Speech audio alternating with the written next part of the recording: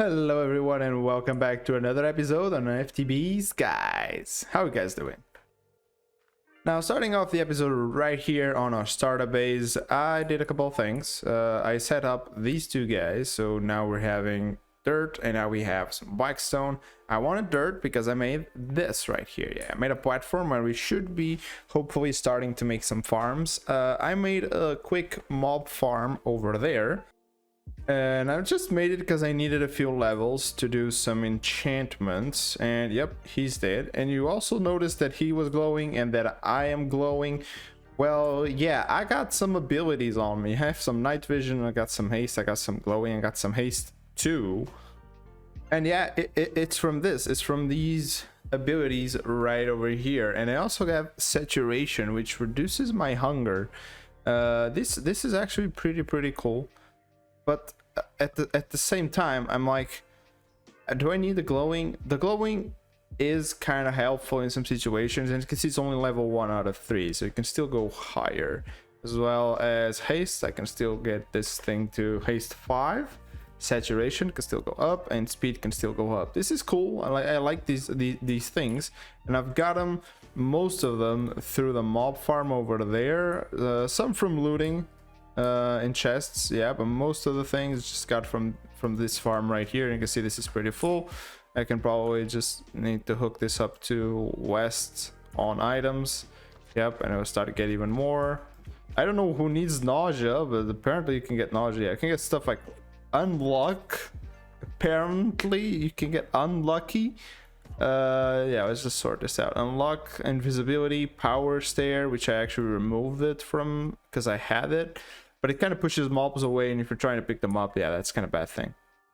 And also, we're right now in the beta 4, and you can see that the stone and cobblestone stuff looks a bit weird, right? Yeah, it looks a little bit too dark. This seems to be like a lighting bug. I already told people. Like, see if this is indeed a lighting bug or maybe just intended. I don't know. It looks cool, not gonna lie, but it looks wrong.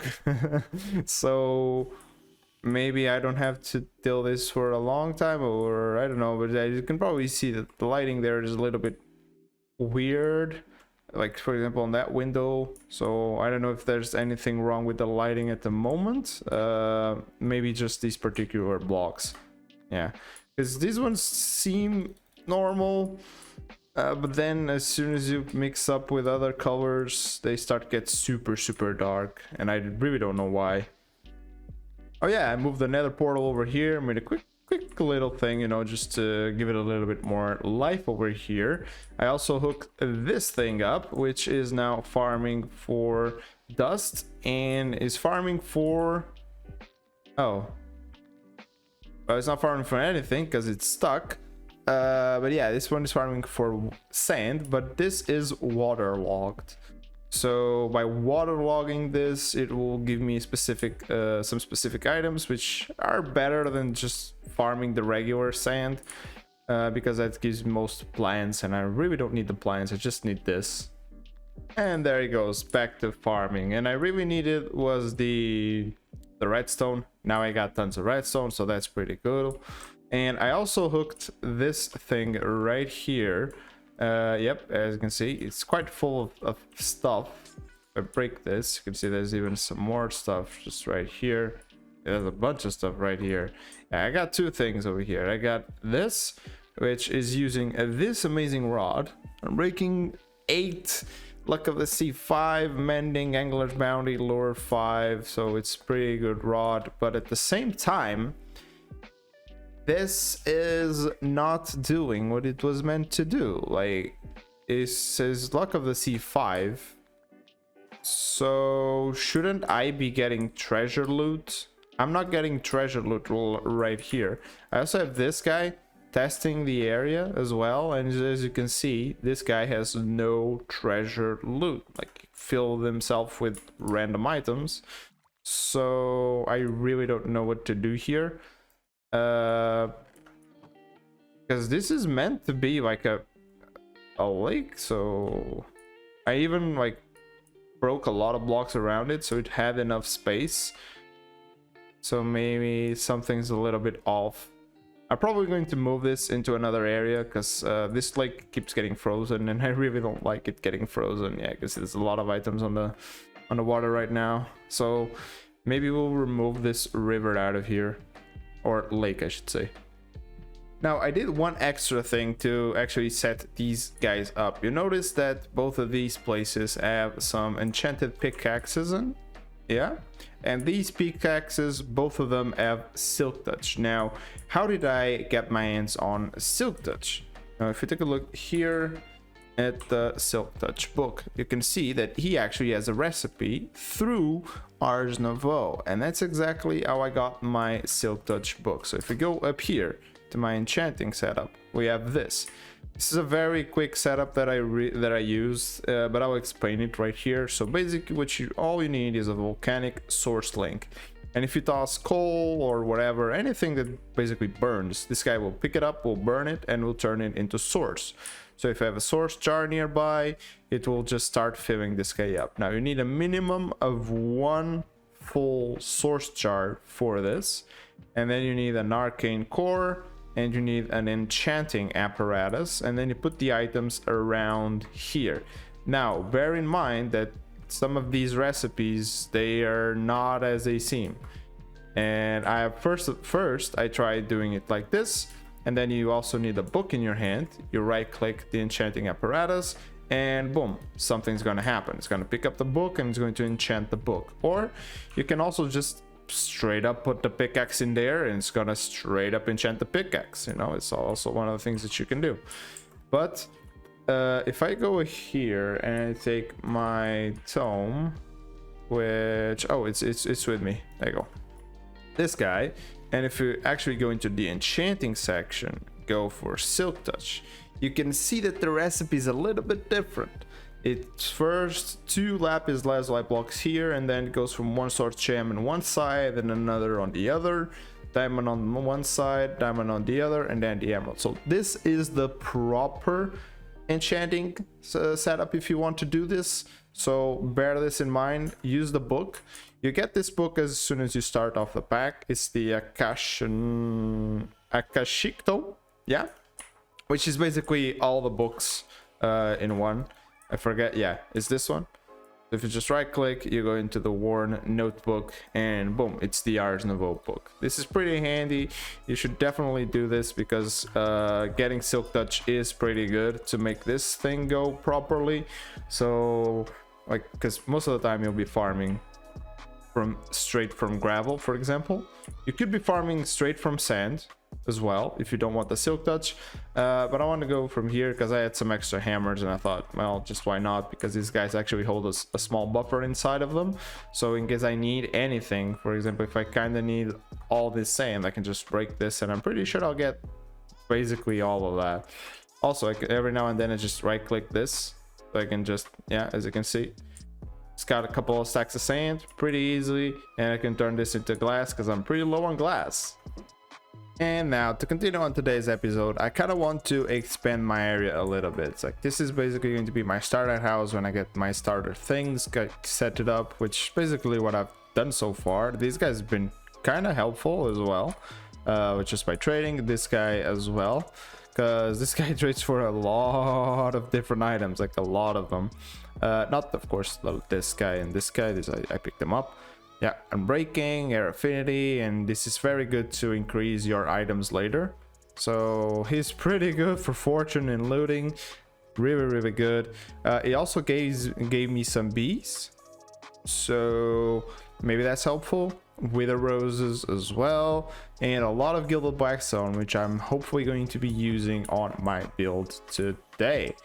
Now, I have 2 things I want to do. I want to do a level underneath this house, which is basically going to be like holding some of my next power setups. I have this thing which is doing great, but I want to do like 2 gas burning setups. Like, this is good, it's not good enough. So what I'm going to be doing is I'm going to be doing a room below here, which I currently do not have built, because I don't even have my jetpack on. And that can be kind of disastrous because I was about to jump just over here. Yep, and if we go over here, I'm gonna do it underneath here. As you can see, I also did a layer of cobblestone here, cobblestone slabs, just to be safer inside. But yeah, I'm gonna do like a room over here, which hopefully is gonna house 1 to 2 gas burning generators, and maybe 1 to 2 create boilers. And so moving down over here, we have a pretty big room, you know, a little bit decoration on the ceiling, and I didn't really know what to put here, so I just, well, made it a black wall, you know. Maybe we can like put something against it and I can't quite see it. And I like this because the sun comes up that way, so kind of really cool to see on the sunrise. Now over down here, let's just start off with this. We need to go make probably 2 or maybe even 3 of these, and I want to make them all work. But also I need to get onto the Flux networks. Now let me see if this is still the same way. No, it isn't. Okay, so we do not need bedrock. This is straight out of redstone plus obsidian dust to make some flux dust. So I'm gonna make a bunch of this, like a bunch of this, so I can actually have this network properly set up. So I already made a bunch of items here, and we'll start with this flux block. So let's put it down right over here, and we gotta go over here, and oh, this actually yeah, because we're on the server, I forgot about that. We gotta go and create our own network here, and it's gonna be encrypted as well. Or can I change it to anything else? I can just make private so nobody like actually accesses this. And since bears is blue, I'll go with my blue. It's kind of a light bluish, greenish, so let's do this one. And boom, I got mine. And there's I mean, if I can find his password, I can steal from him, which is kind of cool. But let's not do that. Yeah, let's not do that. So that thing is now plugged up. We should have access to the power from this cube. No, he's kind of low because these guys are not quite keeping up at the moment with what I was using. But let's see if this is gonna work. So if I place this guy down and I tell him to, well, go for my network, is he charging my items? He doesn't appear to be charging them. I actually need to see. Oh, he has input energy up top. No, I want output energy up top. So now we should be able to see. There's no, yeah, there's no power coming through here. Why not? Well, of course, I kind of need to tell him what he needs to charge, right? So armor slots, and it shouldn't need to, yeah, and enable that. So let's apply. And are you now charging my items? He is. He charged these 2 over here. Yep, it did charge these 2 to the full. But what is he charging now? Oh, there he goes. He's charging the atomic disassembler as well. That's perfect. So now we have access to some energy, some wireless energy. It's gonna help us start with this area down over here. So I decided to go with 3 gas burning generators right over here, and they need to be fed by a pressurized reaction chamber. Like they need this to make it ethylene, and they also need to dump the resources out. So I have to think about that, probably through the bottom, maybe into a random void drawer that I can later do something with. But yeah, pressurized reaction chamber, here they are. And then they also need to have an electrolytic separator, which I'm gonna do something like this. That comes from here, and you know what? I'm just gonna copy the same design, so I know if anything needs to be changed, I know exactly how to change. And then the crushers over here, crusher over here, crusher over here. Now there's a lot of water.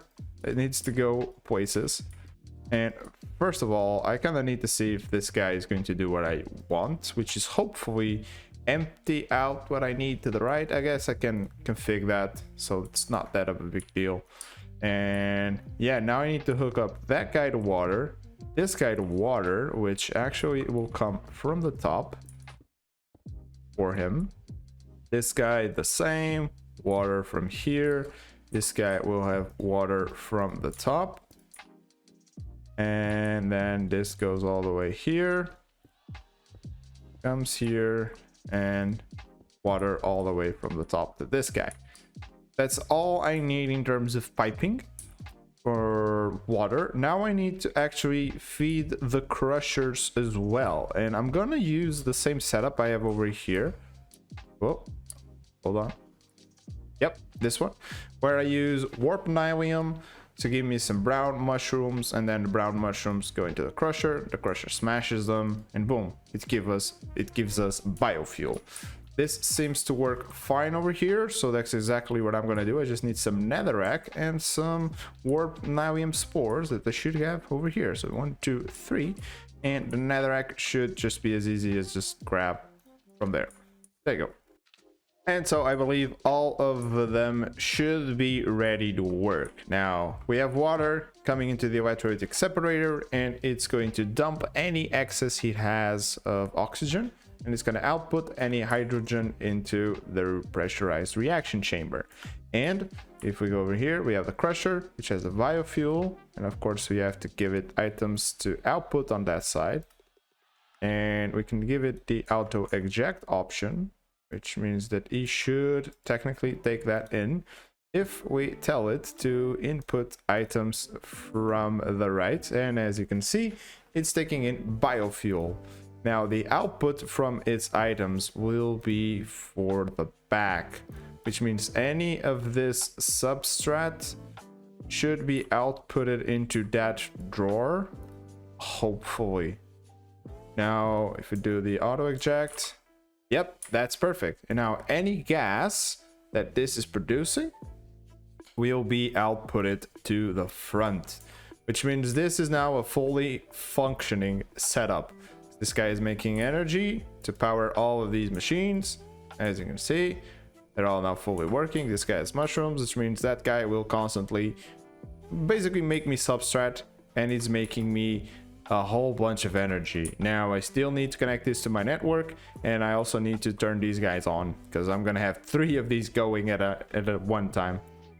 There we go, they're all now working, and as of right now they should be fine, giving us, well, quite a decent amount of energy, like a maximum output of 564, 564, 564. So yeah, this is basically giving me tons and tons of energy right now.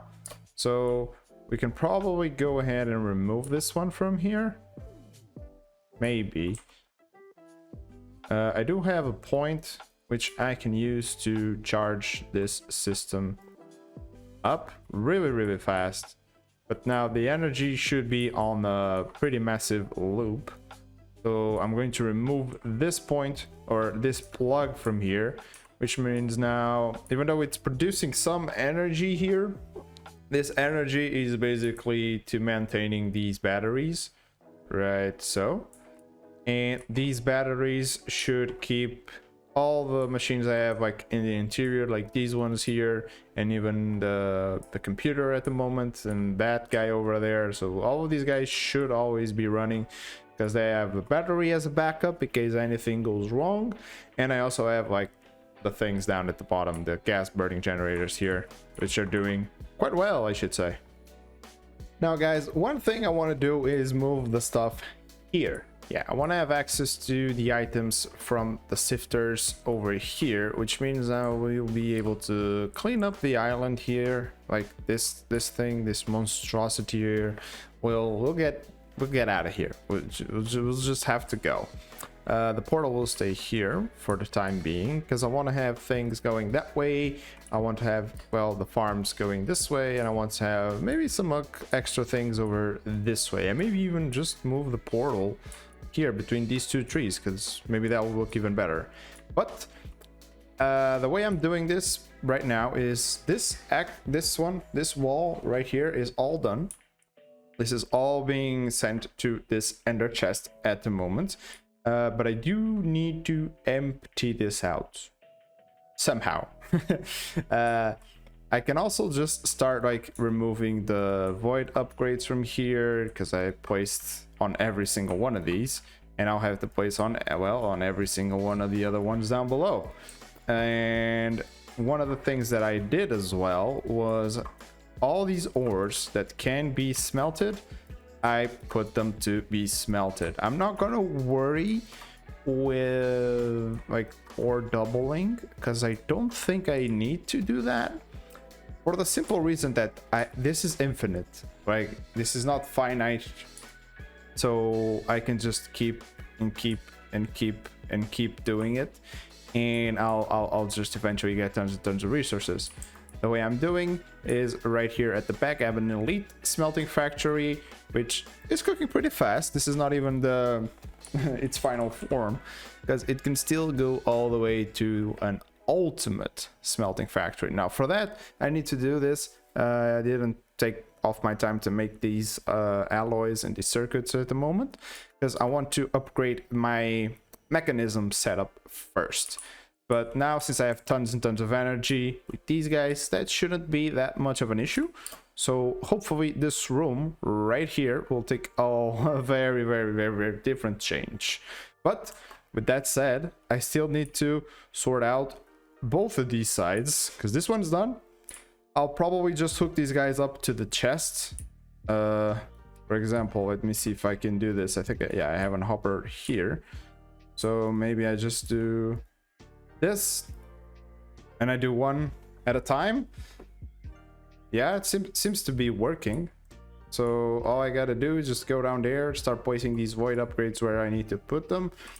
And also, by the way, this is using the framed drawers. By the way, if you guys don't know what this is basically from functional storage, and it allows you to have a much better like and cleaner setup, because you can adapt to your building. Like, and then the way I went ahead and did mine is, for example, you craft these guys. Like, for example, you can craft these. I guess I can craft like a one, yeah, frame one of these, and it's empty right now, so it has no texture. It needs two textures. The two textures I used were cyan terracotta, and I also used this steel sheets. I have this pre-made, because I'm already thinking ahead of how I'm gonna want my base to look. And as you can see, the left block is the outside, this is the inside. You can change them around. But I just don't like this. I feel like the cyan terracotta is a really good one, or even black terracotta is a really good option to have if you just want to like see clearly the items, because you can see, even if I stand back a little bit, I can clearly see all of my items, because the background is just black or dark, so it looks kind of cool. And I'm also smelting a lot of these things. I already went ahead and placed gold upgrades on a bunch of these. I'll probably put gold upgrades on most of these, but voids, yeah, everything needs to be void upgraded, so my systems never break. And since I'm probably gonna have gold upgrades on everything, it should last for pretty much every single thing, you know. I shouldn't really have an issue by gold upgrading once and by void upgrading everything. Now, since we're remodeling, let's take advantage of something we have in the pack, like this. We do have the compact machines. Now, I want to make probably the highest one. Yeah, probably this one. That takes polished deep slate. So I just need to get myself a deep slate farm somehow, which we can probably, oh no, wait, can we? Yes, we can. Yeah, we can just make one of these things farm deep slate and we'll be good. And basically the reason I want the compact machine to set, so I can move this into the compact machine setup and maybe increase the speed of this if I use something than just regular water wheels. But even though I could just make like a wall with water wheels and then just probably use that, but you know, this speed is fine as well.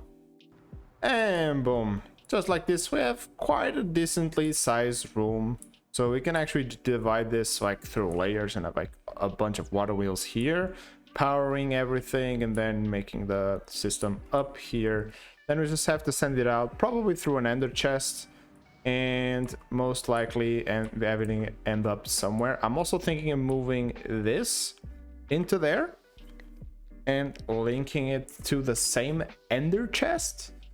So like all of these pedestals will be sending the items to an ender chest and then being put into these drawers, but these drawers would be located like somewhere else, in my system over here.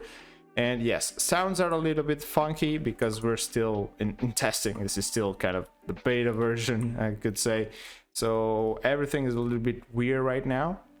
But yeah, as you can see, all of my items are right over here. This is going to be very, very good into crafting. Now, taking a look at the quests again, there's a little bit more quests. Yeah, there's a little bit more quests, and I also need to pick up this because I eventually did have to upgrade to the ultimate tier, the smelter, and now I kind of want to go for the mecha suit. Now, there's a little bit of an issue with trying to go for the mecha suit, is that right now the mecha suit is kind of hard for us to get. Mainly because it's kind of locked behind polonium, and polonium needs us to, well, actually do nuclear waste, which means a fission reactor, which we do not yet have, and I really don't have a place to put it as of now. So let's go with the second best thing, and that will probably be from the redstone arsenal, this armor, the flux infused helmets and chestplate and leggings and boots. Now these items, they're pretty funny. I've used them a little bit before. I think it was on Project Architect, yeah. And since we now have like pretty much all of our resources right here, we can probably do a bunch of this without really needing to worry that much. This is probably going to be the hardest one, but I think I do still have everything. Yep, I'm farming all of these so I can do a bunch of these fire charges very easily. So let's make the set, and also maybe the bow. Yeah, we'll try the bow as well. Well, guys, I think I made my bow a little bit too broken. Well, look at this. He has holding 5, which means he has a ton more energy inside himself. He has volley, flame, infinity, multi-bow, quick draw, and punch 5. Now, I'm noticing that for some reason multi-bow is not quite proccing, because I don't see horizontal arrows. I only see more vertical arrows, as you guys can see. Yep. So that's from the volley. I'm pretty sure that's from the volley part, but I need to test it. So I'm gonna go to the nether. Oh, that's quite perfect. That is actually quite perfect. So this guy, I shouldn't really have that much of an issue dealing with that guy. Also, I don't seem to get hurt by these guys. Oh no, there it is. Oh, and he's falling to the void. Oh, of course he is. Now, some of these mobs are not making any noise whatsoever, which is kind of annoying. That hopefully this is fixed before pack releases, so that you guys don't have to deal with this like we are having to, well, kind of play with it. It's not a major issue, but you know, it's if you want to play the game, you kind of want to hear some sounds. And this guy is a nice backpack. Hello, sir. Did you drop the backpack? Aw, it didn't. Now this sword has an interesting effect. So basically it does an AoE in front of you. Now this AoE doesn't do a lot. I mean, especially because I do not have the sword enchanted. Now if the enchantments actually increase the damage, then this sword may be really cool to clear waves of mobs. But there's also another sword that we'll be making later down the line, which is this one, the Sword of the Starb. Now, I believe, yeah, we can put spells on this guy, which can make this sword be super crazy. I can probably make tornadoes out of a sword. But you know what, guys, with all that said and with a lot of things done here today, I'm gonna have to leave you for today. Yes, it was quite a nice episode. Yes, it was. But hopefully you guys enjoyed the video. Don't forget to like and subscribe if you haven't, and see you in the next one. Bye.